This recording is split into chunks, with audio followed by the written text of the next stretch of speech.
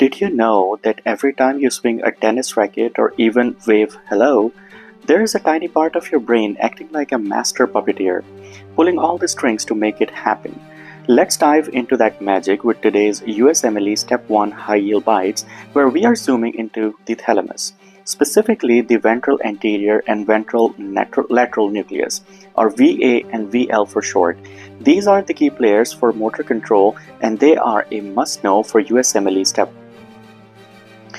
On the slide, you will see a colorful diagram of the thalamus with VA and VL marked in the anterior and lateral regions, hence their names.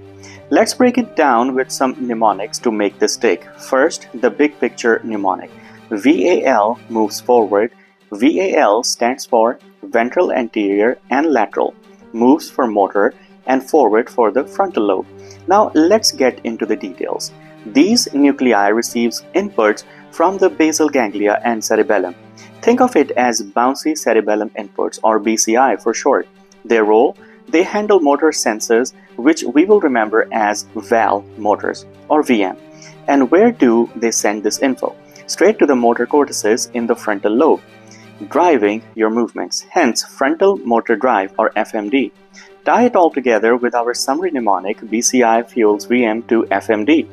Take a moment to look at the diagram again. See how VA and VL are positioned relative to other thalamic nuclei like the pulvinar and VP. This spatial understanding can really help on test day. So commit these mnemonics to the memory and you will be ready to tackle any VA and VL questions that comes to your way on Step 1. If you found this breakdown helpful, be sure to like and subscribe for more USMLE high yield content to ace your exam.